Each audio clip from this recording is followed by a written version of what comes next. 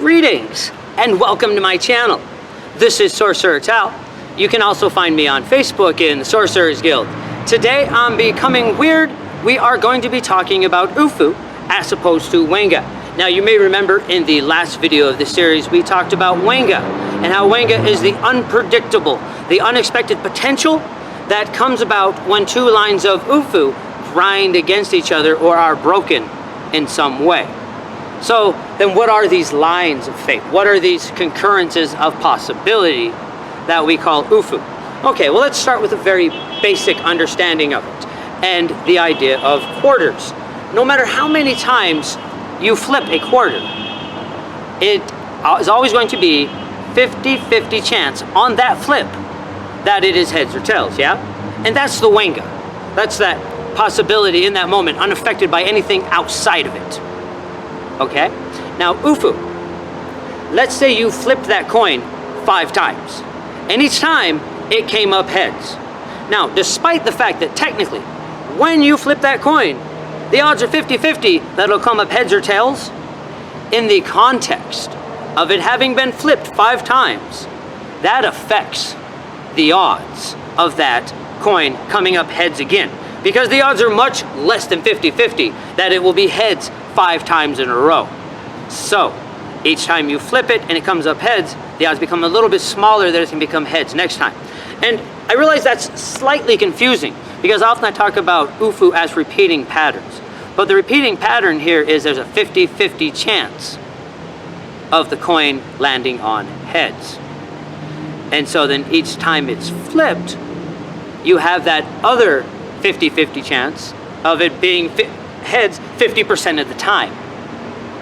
You see what I'm saying here? There is an influence. It's an indirect influence, but it's still there. We all know full well the odds of flipping heads 5 times in a row is not 50% because of that hidden variable within the context.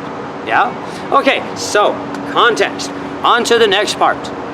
Every time something happens, every time something recurs, it is connected to every other time that thing is recurred. And that's where we have these ideas of synchronicity, where the number 23 will be linked to sinking of ships or certain things according to the Illuminatus trilogy. But there are many different things like this, like the coincidences between JFK and Lincoln. They talk about this with synchronicity. Well, what's creating this synchronicity is the fact that when things recur, all recurrences of a thing are connected in some way, and coincidence does not exist. Yeah? Coincidence does. Things coincide, and often there's very little relation to them, but everything is interconnected. Everything that exists is connected to every other thing in existence. And any similarities that they have will form some connection. And these lines of connection, these invisible lines of connection, this synchronicity, is where the OofoO comes in. Okay, so why is this important to us? Well, one, we can alter this OofoO through long-term projects and ritual, but for our purposes, most importantly, we can find out what things are connected to these similarities. Yeah? And this is how divination works. We have these symbols that are connected to an idea. Like the tarot card of the Tower is connected to the idea of defeat, crumbling, the breaking of a tower. And it's a recurrence of this concept. It's been thought of so much of being connected to that concept that when you then read a line of fate, an OofoO, around something that has that meaning, something connected to the Tower card, then that, through context, is going to cause the Tower card to appear in your tarot reading, or victory with a tier rune in your rune reading, or any such thing. Yeah? That is what we are looking for here, is that recurrence of things that allows us to connect one thing to another, and allows us not only to predict these patterns, but to read what is occurring with these patterns once we have learned these symbols that are connected to it. And that's why there's often more power in the traditional forms of divination that more people use, because there's been more recurrences. That being said, if you can find recurrences within your own mind, you can very easily develop your own system. And we'll be talking more about that within this series about developing your own system, because that's an important part of what I'm going to be teaching with this, as we are learning Wenga. Part of the OofoO of that is designing your own system of divination. And this will often have to do with the symbols, but also with the flow in which the symbols fall. If you want to get an early understanding of that, I have talked about it a bit before without using the word OofoO, with my 11 stone method. How the lines that go straight across are yeses, and the ones that are broken up and go up and down are no's.